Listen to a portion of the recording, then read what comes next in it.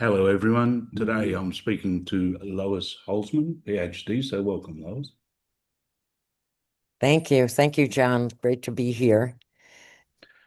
Lois, we're going to talk about play and how people can learn at any age through play, which has been your area of study for a long time.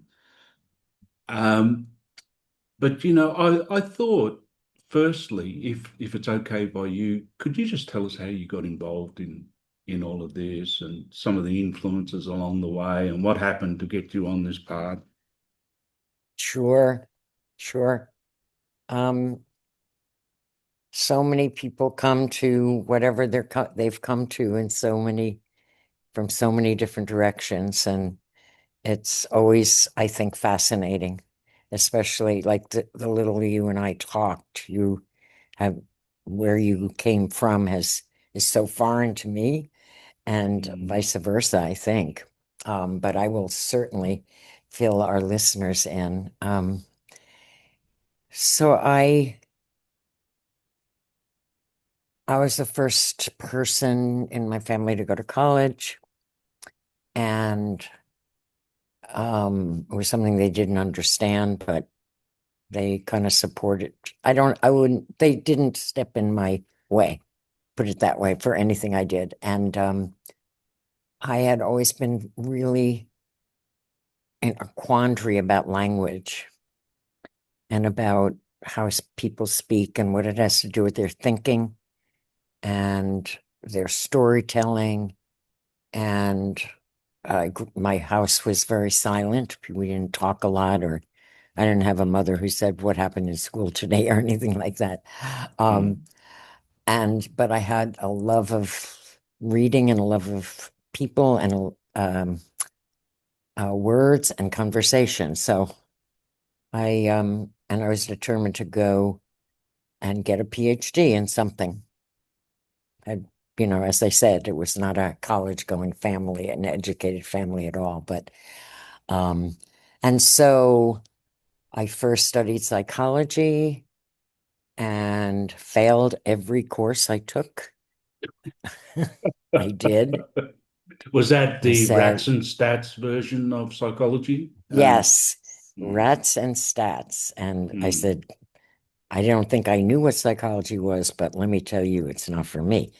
And so I realized that there was such a thing as linguistics, the study of languages, and that my questions, my queries, my wonderings was something you could study and get a degree in. Um, that was thrilling to me. And so I did, and putting myself through college and graduate school, I did various clerical things, and then I got a teaching degree and taught high school for several years and was able to try out what I now know is play and Mm. performance with these students who had been left back 2 years, were rural students in Rhode Island, the state of Rhode Island, and I had to teach them English. So we had a great time with ballads and rock music and everything that was coming into being. And then I went into I hope you didn't get Bob Dylan to teach them English or something because that would have been. Well, I sort of did a little bit. Um, but that was okay. So then I went to graduate school in a PhD program in linguistics and was doing some research. I was a research assistant for someone to give me a stipend, and it was psycholinguistics with very little babies, infants actually, and what sounds did they recognize, and how innate or how early was phonemic recognition, different sounds. So why do Chinese people speak this way and English this way and so forth. And I had a couple of research jobs like that as I was getting a PhD. And um, I wanted to study child language, very new topic, as my legitimate area of study. And linguistics department at Columbia University said, nope, it's not legitimate. and very snootily said, go to developmental psychology. So I did, and it was a wonderful place to uh, train and hone my skills and come to understand the complexity of uh, psychology that wasn't rats and stats. However, it still was a laboratory setting, in the sense that you could go and play with kids in their homes.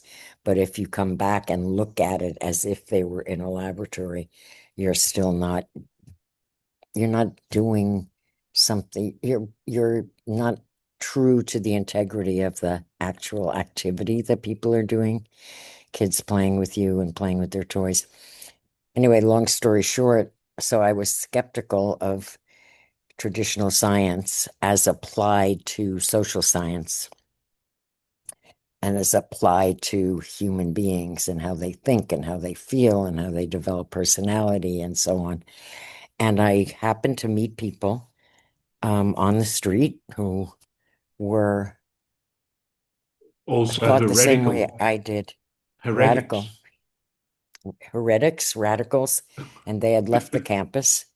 Fred Newman, who was my mentor and co-founder of the Institute, was the chief organizer of this very small group of people at the time.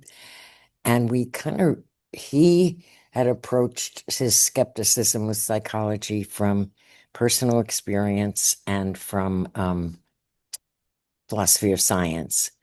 So his personal experience was at a time when he needed therapy, he went into therapy and he found it incredibly helpful, even though he didn't believe in it. And so he said, well, what is helpful about this activity? It's not delving into the self because I don't believe in a self. It's not He said, it's the talking, it's the relationship, it's the conversation. And out of that emerged what's known as social therapy and social therapeutics. And out of that emerged when Fred asked me if I wanted to join him and develop an institute outside of the university, outside of traditional funding sources that would exist and grow if people supported it. And so I said yes. And we did that. And performance and play were not part of our understanding or of Oh, our okay. vocabulary at that In the time at beginning. all. Mm, Yeah.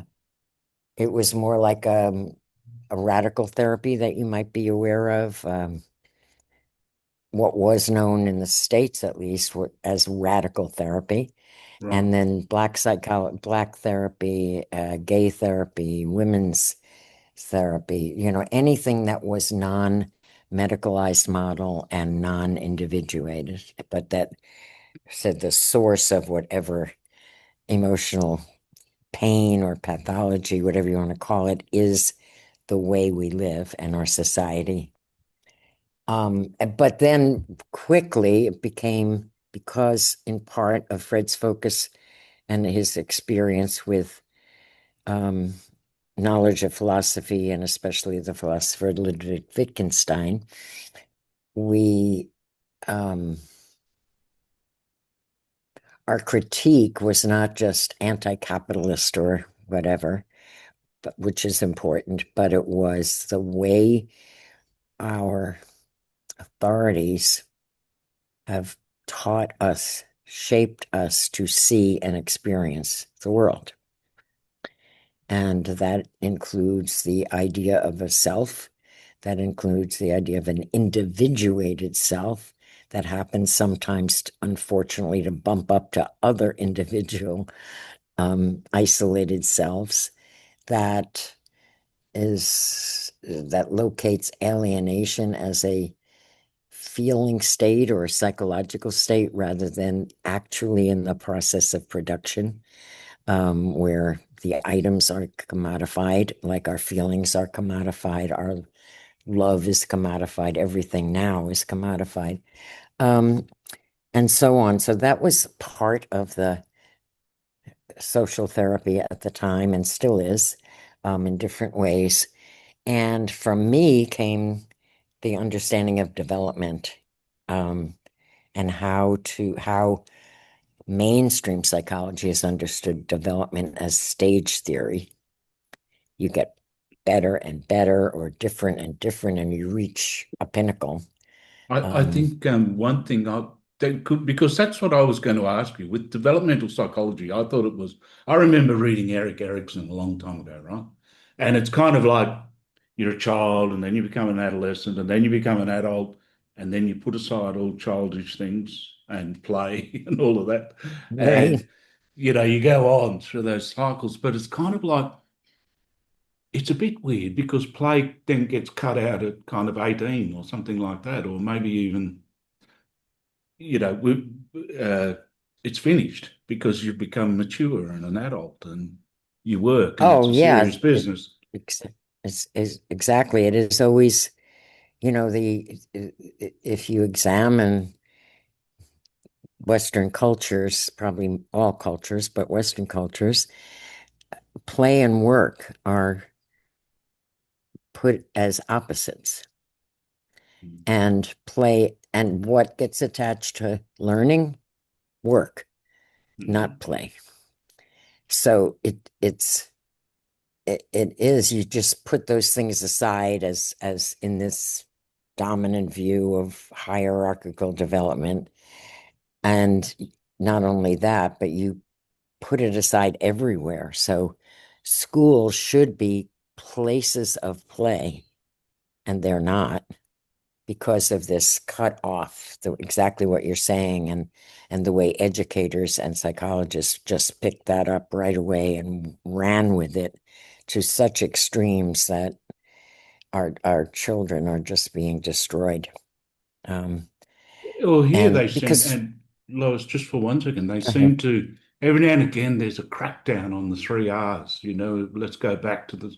And it's, um, I don't know, it seems kind of regressive in a way. It's kind of like, literacy rates. What are they, and bang, they do. So play is kind of the last thing in the equation, it seems. Absolutely. And there is so much evidence that it works. Hmm. If you want, it- I mean, like, you could get me going, if you get me going on schools. Don't do it. Don't do it. Don't do it. I wrote a book on it, several books. People, we can put them in the thing, but I'm not the only one. There's um, Peter Gray is an American researcher who, Gray, Gray, Hmm. and he has a TEDx talk on um, the lack of play and the increase in mental health problems for children and teens. And I don't know, it's been viewed like tens of thousands of times, Hmm. tens of thousands. And I recommend it. I can't remember the name of the talk, but Hmm. Peter Gray's, and there's several, so many others. Hmm. Of course, Sir Ken Robinson and How Yeah. Schools Kill Creativity. Anyway, how'd we get on that? Oh, so play, um, development, Fred Newman and I came to understand very quickly that development is continuous growth. It's more like, my view is, it's not a ladder, where you get to higher and higher stages, Yeah. like Erickson, as you mentioned, Hmm. but it's a stage, it's a theatrical stage. So if you Hmm. picture a theatrical stage upon which development, continuous activity of people is performed, is performed. And we got this idea from our own work as in an improv group, and our own work in social therapeutics and theater, and also from the Russian psychologist Lev Vygotsky, who is a developmental psychologist that I follow, Hmm. very different from a stage theorist. And he was talking about play, and he said that play is the leading factor in development in young children. And why is that? Why? What are you doing? And when children are in their pretend play, their fantasy play, they are being who they are, Mm, an 18-month-old baby, a 2-year-old, and they're being a superhero mm, at the same time. And it's like, oh, who else is like that? Well, actors on the stage are themselves and other than who they are. And we accept that. We accept it with babies. And it is how children grow. They do things before they know how to do them. They don't even know that they don't know. They don't know that they don't know how to dance. They just have the TV on and they're doing what the person on the TV is doing. I knew Vygotsky's work, and quickly he became this developmental psychologist that I learned so much from and who inspired me so much. I mean, for this conversation, one of the most important things is how he understood play, young children's play, and he understood it as um, the greatest activity of development for the young child is play. And he said a couple of memorable things you should remember. In play, a child is a head taller than he is, mm,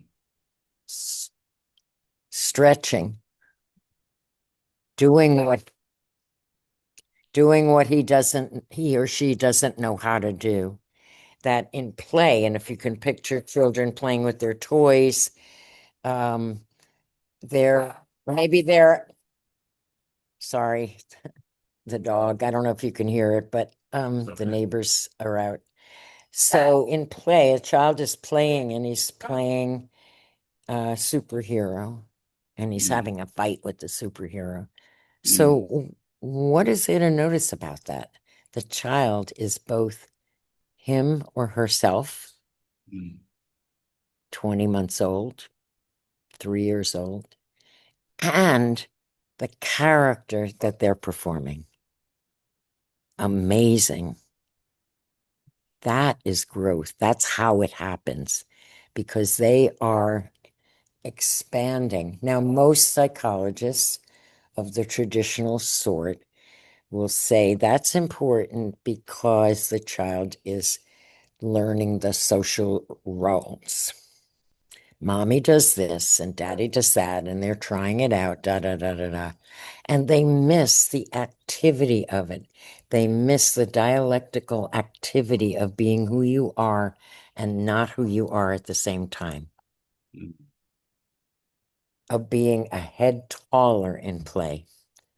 So, Fred Newman and I bring this to Fred because he wasn't a Vygotsky. And I say, this is amazing. What do we do with this? It's like world changing.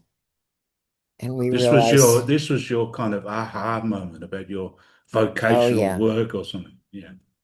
exactly. Mm, Who else is like that? Well, actors. Actors on the stage are simultaneously at the same time who they are and the character they're playing. So it's like amazing, amazing. And we said, what about the rest of us? Hey, we deserve it. Why was that child daily activity taken away? Where did it go? How did it disappear? Why are the actors the only adults who can do that? So we said, we're going to do something about it. mm, And we began to see performance everywhere because we think that what Vygotsky meant by play is very similar to what we, as in the English-speaking world, refer to as performing, of creating characters, creating the set, creating. So he began to look, me as a developmental psychologist, um, steeped in child research. What is the home? Well, it's a performance space.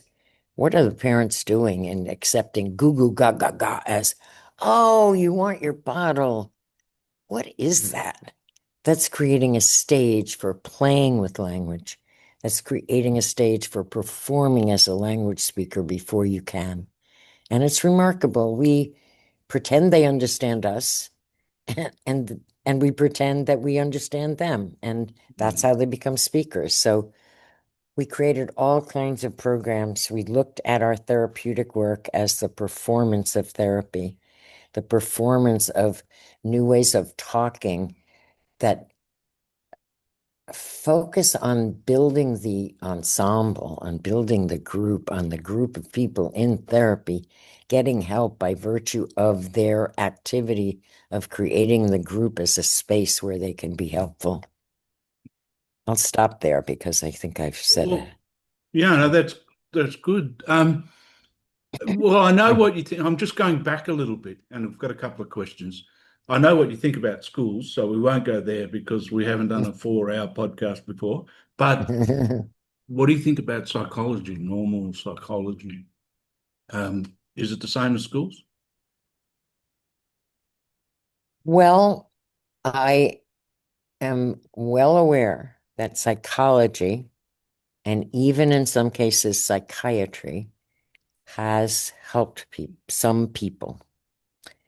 I am also well aware that the help they've gotten is to, if they've gotten help, also reinforces the notions of individuated selves and the notions of someone's pain located within them and someone's growth located within them. So yeah, I mean, and Fred and I wrote a book that is a scathing critique of psychology, called Unscientific Psychology. And I believe all of that. And I have the recognition that it helps people, many, many people, it helps to have a diagnosis. They think there's something wrong with them and they're relieved to get a name. I just think it's misguided. And we try to help people with that. We've done surveys on the street, strangers, and then online we spoke to 1,000 people, both online and at street fairs, with a survey about what they thought about mental health, mental illness, and diagnosis and medication. And Just one thing I would say, Lois, is sometimes it can seem to be stunting that if you think, like, if you look at social media, you see the 8 ways to pick a narcissist or something. I don't quite know how to articulate this, but when I think about a psychology of becoming, and I think about play and all the ways of growing and developing and stuff like that. But then sometimes with diagnosis, that could be quite stunting to put a label on someone, narcissism or codependent or this or that, in the sense that it can freeze you. It's quite a heavy thing to just freeze you in a place, it seems. I But agree I, with you 100%. but I want to put in a little plug. I'm not being, contrarian or anything like that, which I probably have. But I think, if I started to think about introverts and extroverts a little bit, like, for example, Albert Einstein, when you're talking about the performative aspect of play and learning and all that.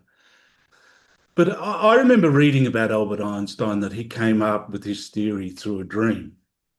Or if I think of Jung, if I think of some introverted people, it's like they play in their inner space as well. So it's like with Jung, there was the whole thing of, let's say, later in his life where he built his property in Bollingen and he kind of played with the building, like found a rock here and that could become the cornerstone or whatever.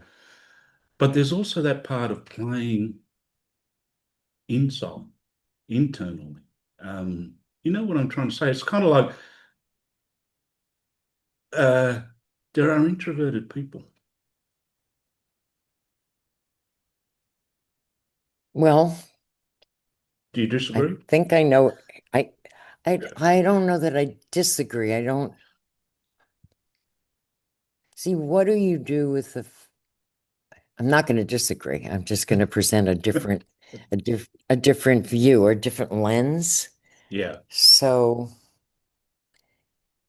if you, as I do, reject the inner outer, reject it, reject that notion that I have an inner self and I have an inner life, and then I have an outer one and an outer life.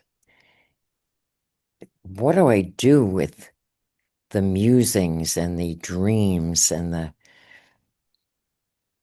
the seemingly private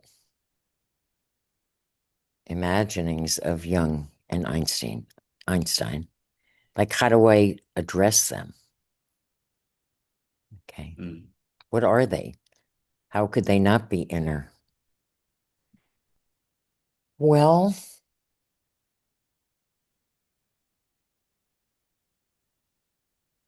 I know this sounds trivial, but they're existing wherever he is.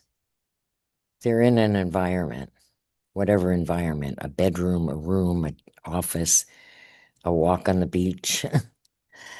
um, they are infused with past experiences.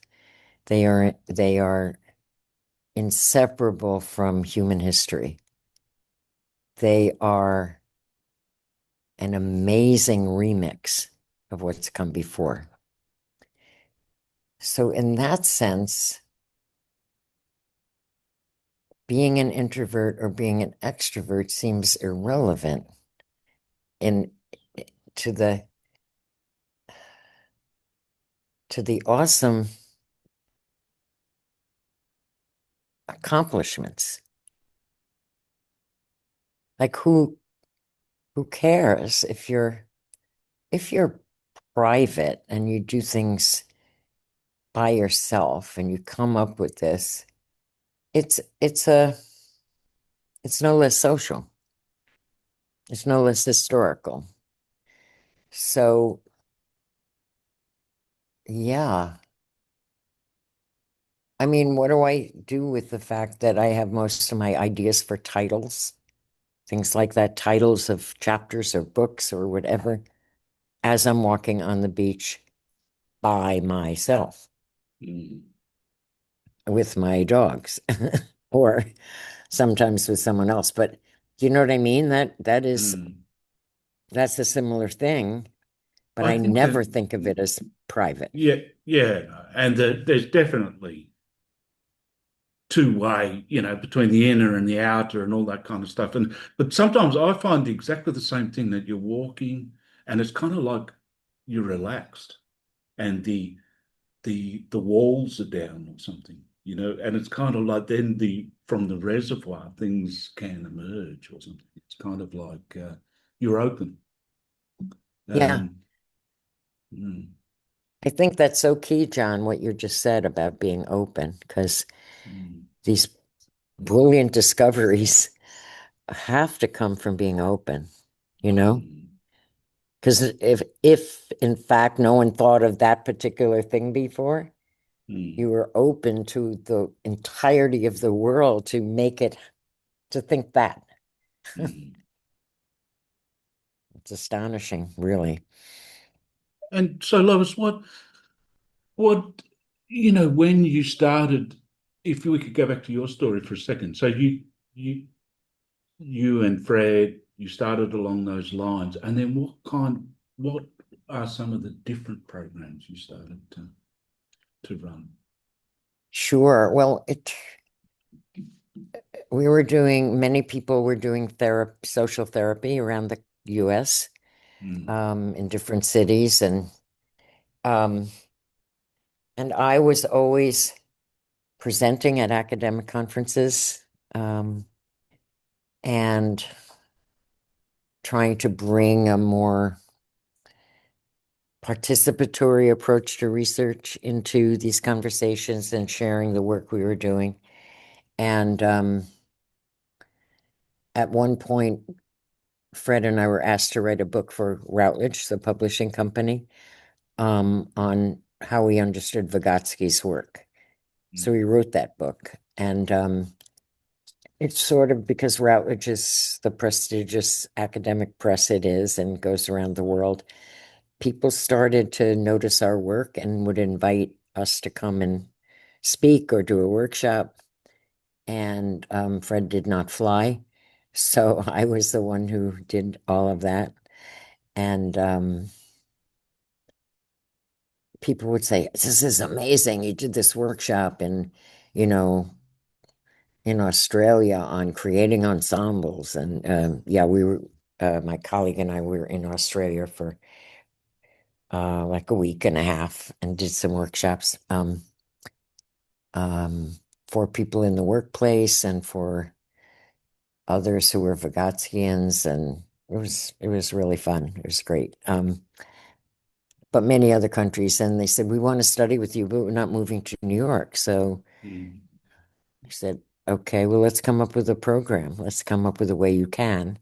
And we developed this thing called the International Class, which is in its start in 2004. So it's in its 21st year. Just graduated our class last week. It's usually somewhere between 10 and 15 people from a dozen countries, some grassroots organizers, some people from the university who study social therapeutics and performance activism and build their group as an ensemble to learn that stuff and also get support for the projects that they are doing, and they're doing really wonderful things. So I'm sorry, I just have to pick the dog up Yeah, because that's fine. No problem.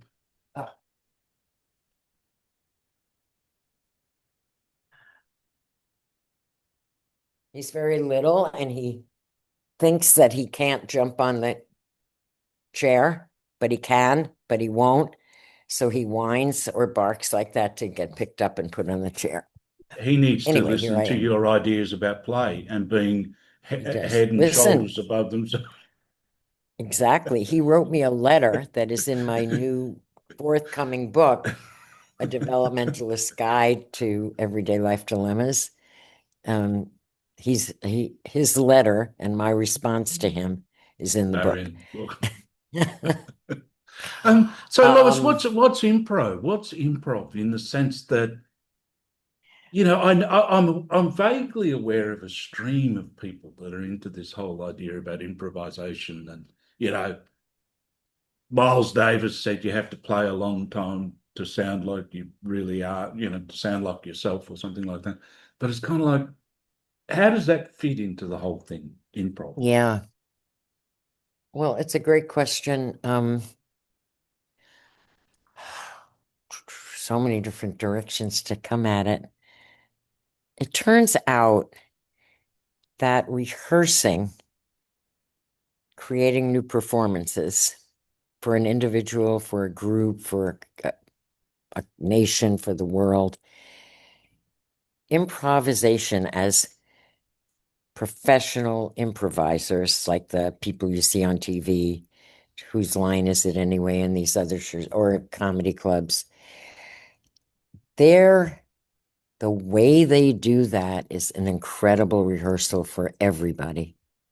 And so doctors are now learning improv, teachers, leaders of companies, middle level managers, people all over the world are learning improv. There's an organization called the Applied Improv Network, Right. and that's just one. But anyway, so that's all great. And improv in everyday language in English usually means like you're improvising, you're being spontaneous, right? It's a little different for me, but let me tell you about it's bigger than that for me. But the rules of improv that are so helpful to people that improvisers use, professionals, are simple. They're yes and accept what someone says and add to it. Someone says, you set the scene, and someone says, it's cold here on the moon. You you will end the scene. It won't be interesting if you say we're not on the moon or it's not cold. You have mm, to accept it and add to it. Yeah, so glad my mother told me to bring my winter coat. mm, Then you can go somewhere with it. mm, So yes, and it's a life skill. It's would think of all the conversations you have that are da da da da da, no but, or even yes, but what about that? And I'm not saying there's no room for that, but if people mm, practice yes and because you have to listen in a different way. mm, So it's a way to develop your active listening capacity. The second is don't negate. Just don't negate. Don't say we're not on the moon. The story won't go anywhere. The conversation won't go anywhere. Third, make your partner look good. So it doesn't make your partner look good if you say we're not on the moon. So you have to find ways, and this is an incredibly creative, generative way to build a meaningful conversation. Even if it's a ridiculous story, like you could do the exercise with 10 people and everybody adds one line and you make up the story. But if you follow the rules, you're experiencing the collective creation of that story. And people often forget when they're in a conversation, they're creating it together with their conversational partner, mm, who they may negate, who they may hate, who they may love, who they may want something from, but it's a collective creation, and we don't remember that most of the time. We mm, just think, I'm going to say what I have to say. mm, mm, So improv is kind of it's a life skill to recognize that we're always improvising. I mean, we are all the time. Even we're even improvising with the many scripts we have. Like if you're a person who is in the kind of life experiences with job and family or whatever that you have very few people around you and it's like you do the same thing day after day after day, um, you can improvise with that script. Now you won't unless someone helps you and supports you to do it, but you can. mm, You can improvise at your job that you hate. mm. Yeah, that's good. One thing to the comics, to the Robin Williamses of the world, is they're the great improvisers. But there's this feeling that there's been a lot of work done somewhere, a lot of prior rehearsing also, which allows some.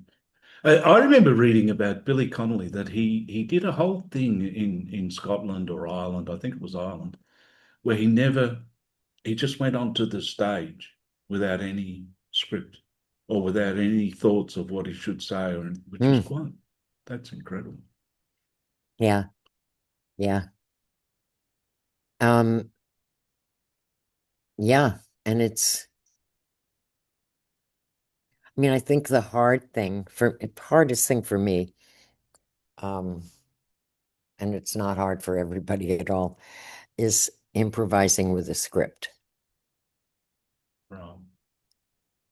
So you have it like, you go on the stage to speak and I'm gonna speak about play, or I'm gonna speak with you about Mm, play in this particular context.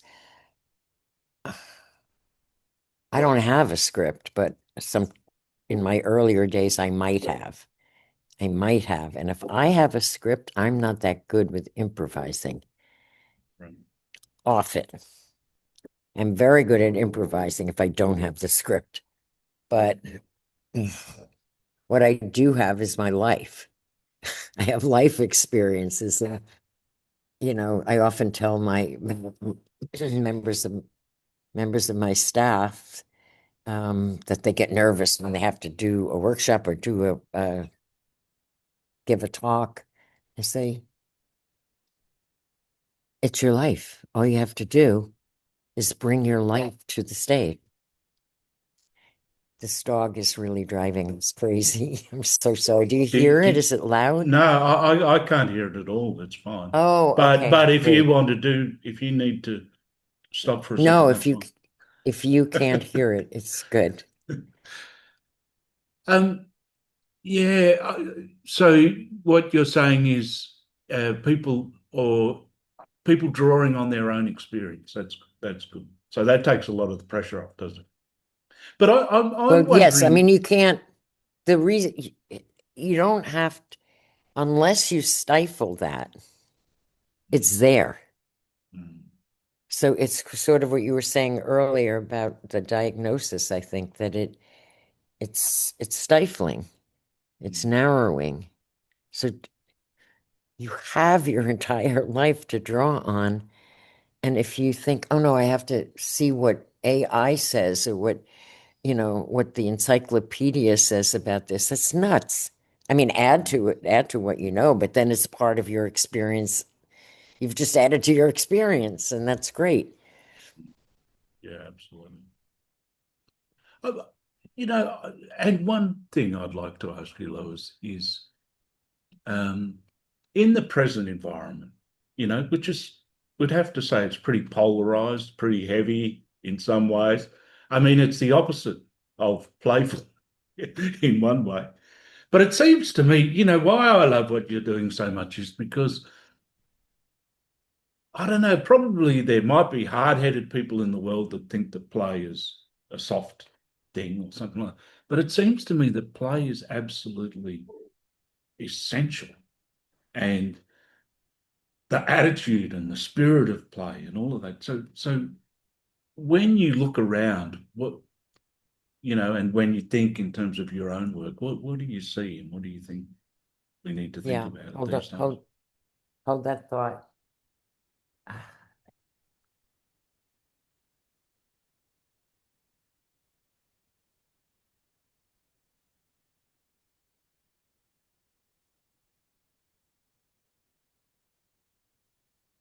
Okay.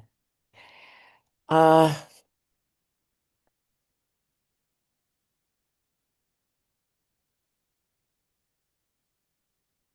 I see more and more people around the world embracing this and doing this, what we've been talking about. And in my lifetime, it's not going to be enough for sure. Um,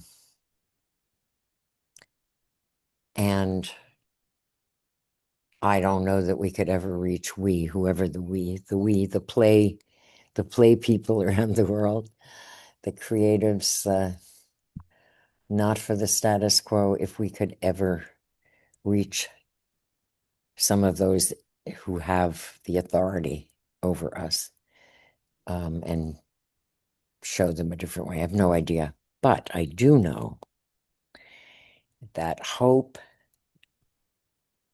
is socially created. And whether or not we consider it a feeling or an activity doesn't matter. But when you're involved with some kind of collective activity with others, preferably a playful one, it generates hope. And I don't know what else is more important than hope at this time. Mm, Um, Another way I think about it and do this, because our work is very political and very challenging, and the people around the world who are participating with us are in some of the most devastated places, violent, uh, wartime. So, anyway, you have to embrace the horror or it will kill us. embrace Embrace the it. Horror, horror. right. It will definitely kill you if you don't play with it. If you don't create something beautiful and even create with the ugly. I mean, if all we have is ugly, then we have to create with ugly. mm, Luckily, it's not all we have. We have incredible beauty, and we have of both human beings and of nature. And I'm not saying concentrate on that and not the other. I'm mm, saying development, I think, comes from embracing it all. Um, I'm not one to say just don't think about it.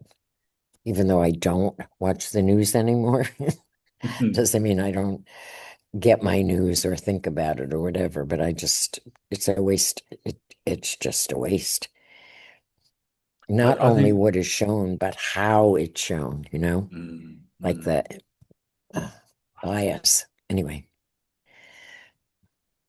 It's so I agree with you so much that it's like if there's this challenge in the world, it's to create something beautiful, yeah, and and and as you were saying, to embrace the horror that maybe that's takes a lot of understanding in terms of um, that kind of approach, but to create out of it is just such an important thing.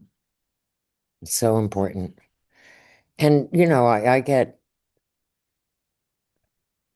one of the things that keeps me going is the actual experience of being with people who are doing that, Mm, and the variety of the infinite ways that looks around the world with different groupings of people and what they share about it. I mean, I just, what we're capable of is amazing. It's beyond my my dreams.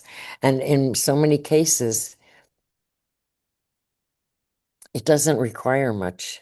Like the framework, the setup is not huge to make a little different. Like when we start a lot of our workshops or Zoom meetings that are with strangers, um, like when I do that, I sort of ask people to rename themselves so the country they're from is, in their name, and just to share with the group, if they so wish, what they want to be called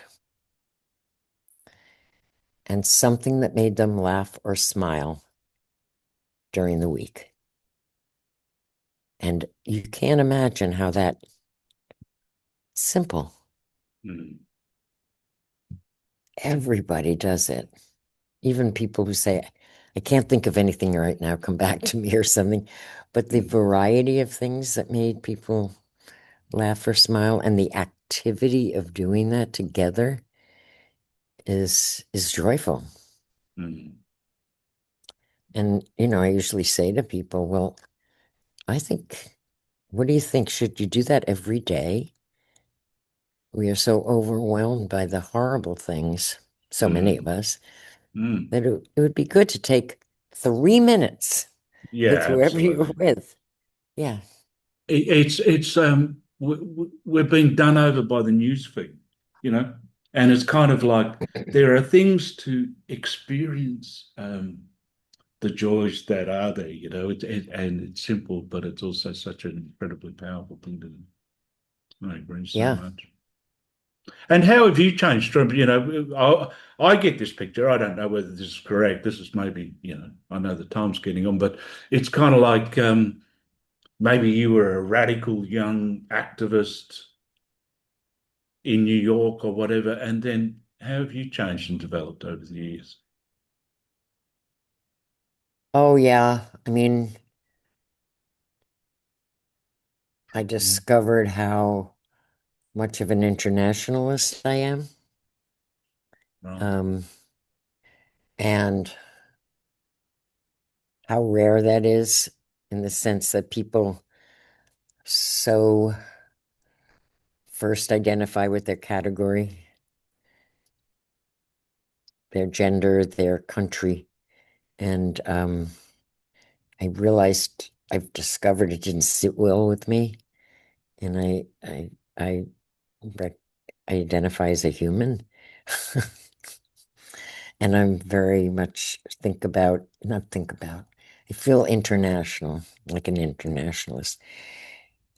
I think my understanding and practice of radicalness has evolved, changed, developed.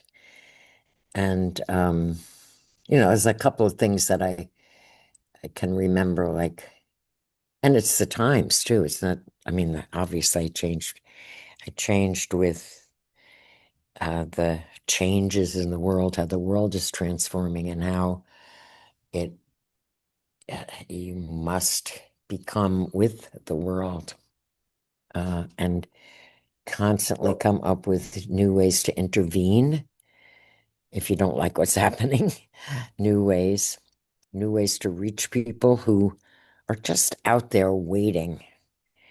They they're radical in their thinking in some form. It's not a good word anymore, radical. Um, like I used to think it was really wishy-washy to talk about hope. Hmm. And now I talk about it all the time. I used to think, Yeah. I think I was much more of an a Marxist radical and focused more on the materialist conditions. I mean, Fred and I used to speak of ourselves in the later years before he died as postmodernizing Marx, bringing Marx into the postmodern, unknowing, Yeah. uncertain, not categories, but basic principles of the social, everything is social and we're located in history and um, And out of the industrial era a little, it's kind of like hope, joy, beauty, love, those kinds of things, which um, have been around for a while. They all become the the essential things again, the things to revisit daily or whatever. exactly, yeah, I think that's right. And you know, for me, I was in an era, I suppose, after the flower children, but then anything political after that was very negative against. So I think I'm more and more against Yeah, and and um I binary. mean, yeah. So that's some of it. Yeah, and I think along with that is comes being more caring.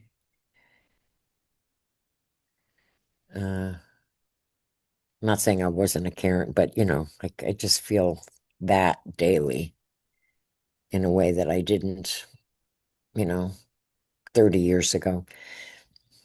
So 30 years more of ago, it's a like you got to do it, you more got to do it, got to get going. more of a fighter than a love, like now you're more of a lover than a fighter. Whereas, Yeah, yeah, no, that's really good. exactly. And this might be a And little bit woo-woo, but in India they talk about Leela play. It's like a cosmic concept.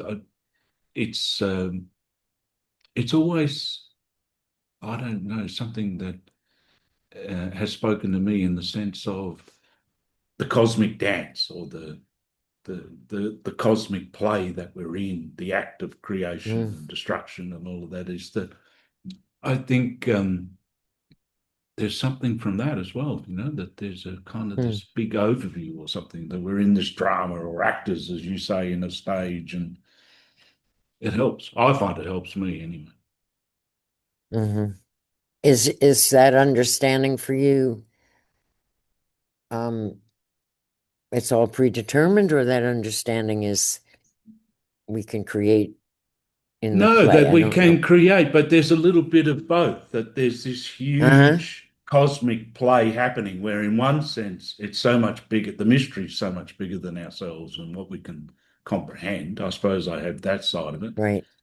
But at the other hand, at each step, we're creating, Hmm.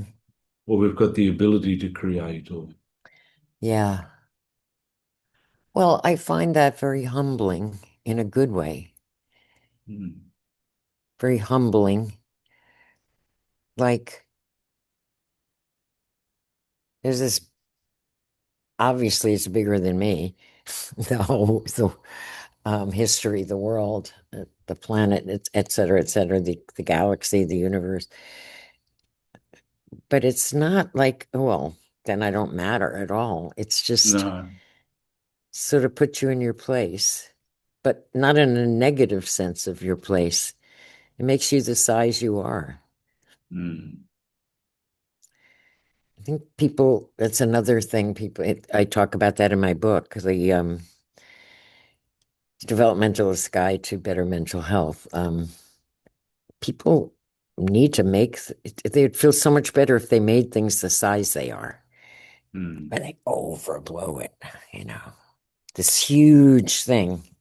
I made a huge mistake. That person harmed me so much, I'll never forgive them, like, mm. Yeah, absolutely.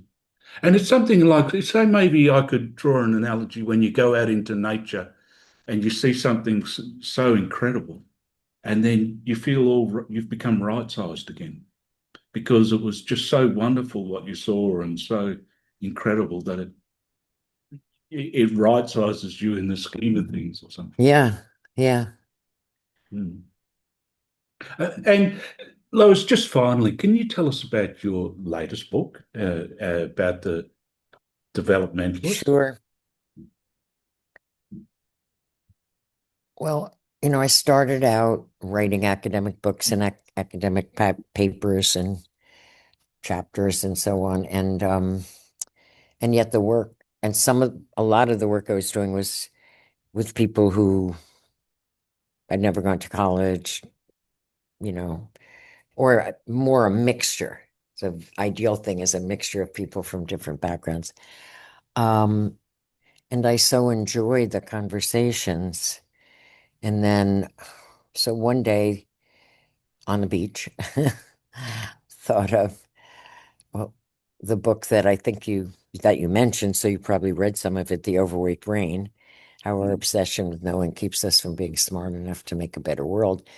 And I had already started a blog post and a blog post of my own and a blog post at Mad in America and at Psychology Today. And so I was getting a voice as a normal person, um, mm, without trying very hard to not water down the fairly sophisticated philosophical and political thoughts. And the overweight brain, I think people really, really like that book, who read it. And so then I wanted to bring the concept of development as becoming, always becoming, to more and more people.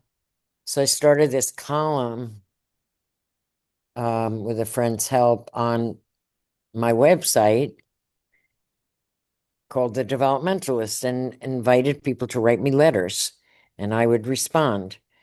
Um, and I would So can, respond with can can we just say here developmental that help.